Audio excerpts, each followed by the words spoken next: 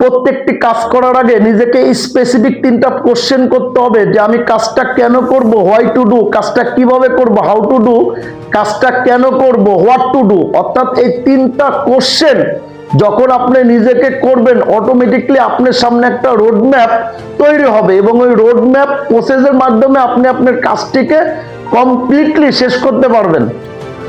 আরেকটি সবচেয়ে important point, সেটি হচ্ছে পৃথিবীতে 98% মানুষ বয়সের সাথে সাথে নিজের স্বপ্নও বদলায়, আর 2% মানুষ বয়সের সাথে সাথে নিজের স্বপ্নকে বদলায় না, নিজেকে বদলায়। এখন আপনি দেখেন আপনি কত পার্সেন্ট মানুষের মধ্যে থাকবেন, 98 না 2%? যদি আপনি 2% মানুষের মধ্যে থাকেন তাহলে এই ভিডিওটি আপনার জন্য।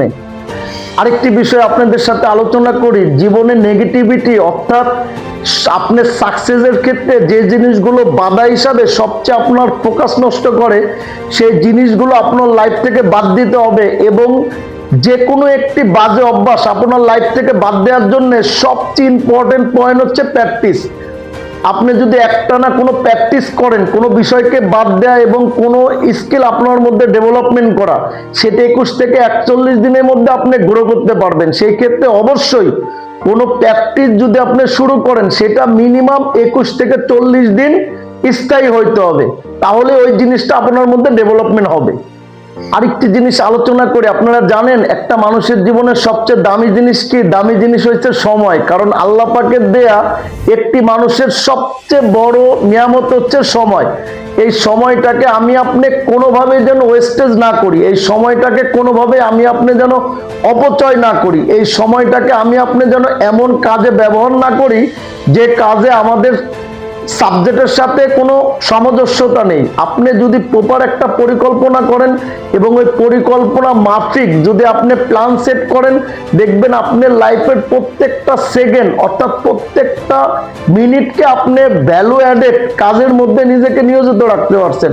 এটাও সাকসেসের অনেক ইম্পর্টেন্ট একটা টুল। যেমন আমি এভরি আওয়ার নিজেকে কোশ্চেন করি 3 টাইম, এই মুহূর্তে আমার জন্য সময়ের সবচেয়ে উপযোগী ব্যবহার কোনটা। যখন আমি আমার নিজেকে কোশ্চেন করব, দেন তখন অবভিয়াসলি আমার ব্রেন আমাকে সিগন্যাল দেবে যে এই মুহূর্তে তোমার জন্য সবচেয়ে উপযোগী কাজ হচ্ছে এটা। পূর্ব পরিকল্পনা তো থাকবেই, তারপরেও বারবার নিজেকে কোশ্চেন করতে হবে এবং প্রত্যেক দিন চেকলিস্টের মাধ্যমে কাজ করতে হবে। This is important. Pre plan, পূর্ব পরিকল্পনা ছাড়া আপনি কোনো কাজে সাকসেস হতে পারবেন না। যে কোনো কাজে প্রপার একটা সঠিক পরিকল্পনা আপনাকে জানতে হবে, এটি সাকসেসের বিগ ফর্মুলা। আমরা 98% মানুষ আমি দেখেছি যারা সাকসেস হতে চায় কিন্তু তারা প্ল্যান করতে চায় না, নিজেকে সময় দিতে চায় না। যে কাজে তারা সাকসেস হবে সেই কাজে তারা স্কিল ডেভেলপমেন্ট করতে চায় না। স্কিল ডেভেলপমেন্ট ব্যতীত আপনি সাকসেস হতে পারবেন? কখনোই পারবেন না। এই জন্য আপনি যে বিষয়ে সাকসেস হতে চান সেই বিষয়ে আপনার স্কিল এবং জ্ঞানকে বাড়াতে হবে।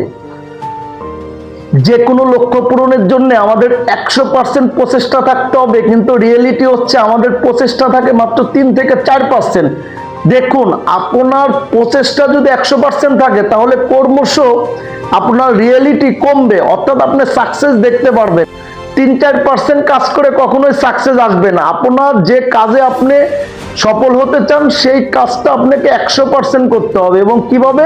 একটা চেকলিস্টের মাধ্যমে। আপনি যে কাজটা এখনই করা দরকার সেই কাজটা আপনাকে এখনই করতে হবে। Do it now or never. যদি আপনি চিন্তা করেন কাজটা আগামীকাল করব, পরে করব, তাহলে কখনোই করা হবে না। অতএব ডু ইট নাও, এই ফর্মুলাটা আপনি ইউজ করতে পারেন। This is most important. যেটা আপনার জরুরি কাজ সেটা এখনই করতে হবে, সেটা আপনার পরবর্তী আগামীকাল করবেন এই ভেবে কাজটা ফেলে রাখা যাবে না। আর একটা পরিকল্পনা বলি, যারা জীবনে প্ল্যান করে অগ্রসর হয় তারা কখনোই অসফল হয় না। প্ল্যান এ, প্ল্যান বি এবং প্ল্যান সি, অর্থাৎ আপনার প্ল্যান এ যখন ফেল করবেন আপনি বি অ্যাপ্লাই করবেন, আপনার বি যখন ফেল করবে তখন সি অ্যাপ্লাই করবেন। আপনি এই পদ্ধতিটা যদি মেনটেন করেন কোনো কাজে আপনি অসফল হবে না। আপনি মেনটেন করে দেখতে পারেন, যেটা আমি করি। আপনি আপনার নিকটবর্তী এরিয়া থেকে এমন একটা গোল সেট করুন যে গোলটা অ্যাচিভেবল, যে গোলটা আপনি অর্জন করতে পারবেন এবং যে কাজটা করতে আপনি স্বাচ্ছন্দ্যবোধ এবং আনন্দ ফিল করেন।